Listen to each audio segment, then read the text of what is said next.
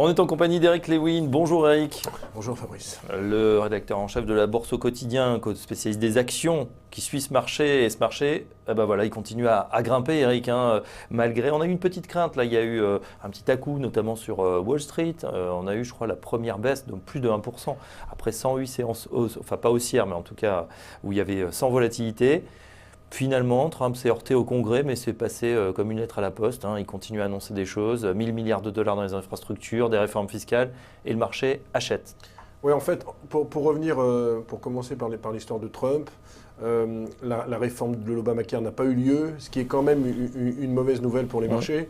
Alors pour l'instant, les marchés se disent que la grande réforme fiscale va être votée et que le plan de 1000 milliards va être voté. On ne connaît pas le financement du plan de 1000 milliards.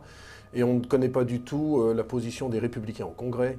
Il y a une aile modérée et une aile très à droite. On ne sait pas du tout comment ils vont réagir. Donc pour l'instant, les marchés payent le fait que la réforme fiscale va avoir lieu. Il ne faudrait pas qu'elle n'ait pas lieu, ou il ne faudrait pas qu'elle soit aseptisée ou édulcorée, parce que là, on pourrait avoir des marchés qui consolident fortement. N'oubliez pas, mon cher Fabrice, que quand vous regardez les valorisations des marchés américains, on est sur un PER de 18. Donc c'est beaucoup plus cher que la moyenne historique qui est à 15,5 sur le S&P 500. Et donc là, vraiment, on achète encore la politique de Trump jusqu'à quand? Parce qu'en plus, en termes de réforme fiscale, je ne suis pas sûr qu'elle soit votée tout de suite. Ça risque d'être très long. Les premiers effets devraient avoir lieu plutôt mi-2018 que début 2018. Donc, je trouve qu'il y a un peu trop d'optimisme sur les marchés, d'autant plus que Wall Street est à son plus haut historique. Avec des valorisations fortes, vous l'avez dit. General Electric, par exemple, prenons General Electric, c'est PER de 30 au cours actuel. Prenons Facebook, c'est PER de 41. Donc on a quand même des survalorisations du marché américain, ce qui n'est pas le cas en Europe, et je vais vous en parler.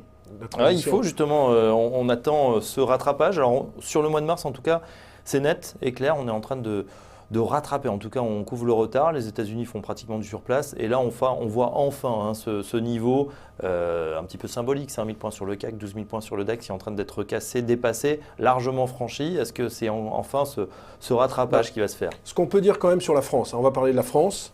On est quand même très en retard. Quand vous regardez je me suis amusé, en attendant de passer dans votre studio, je me suis amusé à regarder ça ce matin. Les autres indices font beaucoup mieux, notamment l'Espagne qui fait plus 10. Même l'Italie qui était un petit peu en retard fait maintenant plus 6. L'Allemagne fait mieux que nous. Le Royaume-Uni fait mieux que nous. Donc il y a vraiment du retard en France, avec des ratios de valorisation qui ne sont pas très élevés. On a un PER de 15 sur le marché parisien, ce qui n'est pas élevé. Quand vous regardez le rendement des actions maintenant, on va être plus précis, on est à 3,2% du côté de la France et 2,6% du côté de l'Allemagne. Donc là encore, il y a plutôt des points positifs pour la France. Alors pourquoi la France ne monte pas plus? Eh bien, c'est en raison, bien entendu, des élections présidentielles françaises. Pourtant, en termes de spread de taux, c'est-à-dire que la différence entre le 10 ans français et le 10 ans allemand, on est à 59 points de base. Donc ça, c'est quand même... C'est plutôt bien. On était fin février à 81 points de base. Donc il y a quand même une nette détente. On doit être ce matin à 0,36 sur le 10 ans allemand et peut-être 0,92, 0,93 sur le 10 ans français qui est en dessous des 1%. Mais il y a toujours cette hypothèque de l'élection présidentielle française. Alors... Avec surtout la victoire d'un parti extrémiste. Bon, on pense surtout à Marine Le Pen qui apparaît quand même dans les sondages première ou deuxième place. C'est ce qui inquiète le marché. Alors, les marchés, peut-être les observateurs institutionnels, internationaux. Quand vous regardez sur les taux, il n'y a pas vraiment d'inquiétude. Quand vous regardez sur les actions, disons que les investisseurs, je pense qu'ils ont envie de payer l'Europe, parce que je persiste et signe, je pense qu'on peut gagner entre 10 et 15% s'il y a une bonne surprise aux élections. Mais il y a une certaine incertitude, parce qu'il y a des études qui vont dans tous les sens, en disant on a eu le Brexit, on a eu Trump, et si on avait Marine Le Pen. Et donc ça freine un petit peu, si vous voulez, les achats d'investisseurs étrangers qui se disent « et si c'était elle ?» on serait dans un cas de figure complètement différent. Et donc c'est pour ça que Paris est un petit peu à la traîne, c'est pour ça que Paris a du mal, c'est pour ça que vous voyez que les volumes, on est entre 2 et 2,5 milliards par jour. C'est faiblard, c'est pour ça qu'il y a des après-midi entre 13h30 et 16h, mais on s'ennuie complètement sur les marchés, on pourrait aller jouer au tennis pendant 2 heures, on reviendrait, il se passerait rien de spécial. Donc c'est pour ça. Alors maintenant, Marine Le Pen au pouvoir, que se passerait-il? Disons qu'il faudrait peut-être jouer les valeurs extrêmement présentes à l'international. Vous avez des groupes qui font très peu de leur chiffre d'affaires en France. LVMH, c'est 10% du chiffre d'affaires en France. Schneider, c'est 7% du chiffre d'affaires en France. Donc ça, ce serait des groupes épargnés. Il faudrait peut-être jouer les groupes internationaux. Si on a envie de jouer l'hypothèque de Marine Le Pen, mais c'est sûr qu'on devrait avoir une forte baisse si elle était élue, mais en imaginant que la baisse ait lieu, il faudrait peut-être regarder les valeurs très internationales. Par contre, Il y aurait quoi? Il y aurait un Frexit de la part des investisseurs qui quitteraient justement le marché obligataire, les marchés des actions. On avait dit ça sur Trump, et les marchés ont monté. A priori, c'est ce qu'on devrait avoir. Par contre, où il faudrait faire attention, c'est sur tout ce qui est les valeurs franco-françaises. Alors, il y a deux valeurs qui, je raisonne en termes de CAC 40, qui pourraient être impactées, qui font 60% de leur chiffre d'affaires en France. C'est Bouygues et c'est aussi Vinci. Donc en fait, si deux valeurs en plus qui marchent bien pour l'instant. Qui marchent bien. Donc c'est vraiment les valeurs à éviter. Maintenant, ce qu'on peut dire quand même sur les marchés actions, il y a un certain optimisme. La zone euro se porte plutôt bien. On va avoir entre 1,5 et 1,6 de croissance, avec une reprise timide de l'inflation. Donc on a des bons fondamentaux sur l'Europe. Ça fait longtemps qu'on n'avait pas de tels fondamentaux. Les marchés européens ont tout pour progresser cette année. Je ne serais pas étonné qu'on fasse plus 10, plus 15. Maintenant, il y a le problème de cette hypothèque. Élection présidentielle en France, en imaginant que ce soit Emmanuel Macron qui gagne l'élection. Après, il y a les élections législatives. Et alors là, c'est quelle majorité trouver? C'est assez compliqué. Les circonscriptions ne sont pas encore déterminées. Bref, il y a encore beaucoup d'incertitudes. Mais je considère que la bourse de Paris n'est pas très chère. Ouais, dans l'actu, il y a également le Brexit. Est-ce qu'il y a un effet Brexit ou c'est quelque chose qu'on a oublié? Je crois que les négociations entre l'Union européenne et le Vietnam avait mis 3 ans à avoir lieu. Je pense que l'histoire du Brexit, ça va nous mener encore pendant 2 ou 3 ans, donc attendons de voir. Voire plus. Ça a été déclenché, voire plus.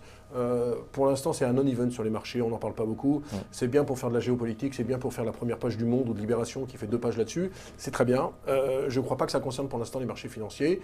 Ça concernera en termes de délocalisation s'il y a des entreprises qui viennent venir en France ou qui iront à Francfort.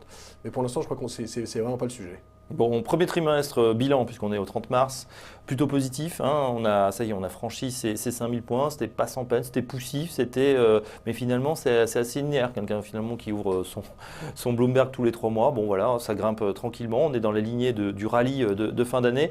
Est-ce que la fin d'année, la suite de l'année va être du même tonneau, Eric Lewin? Écoutez, moi, je vous ai dit, je suis super positif, à condition que les élections se passent très bien. Si on a, par exemple, Emmanuel Macron et, disons, des législatives qui sont gagnées par Macron, mais avec du centre-droit, etc., ce que prônait dans le monde il y a 8 jours Hubert Védrine, où il disait, l'ancien ministre, qui disait qu'il fallait un gouvernement un petit peu d'union nationale, si on arrive à avoir ça, je pense que les marchés pourraient fortement monter. Bon, dans le cas de Le Pen, on devrait fortement baisser.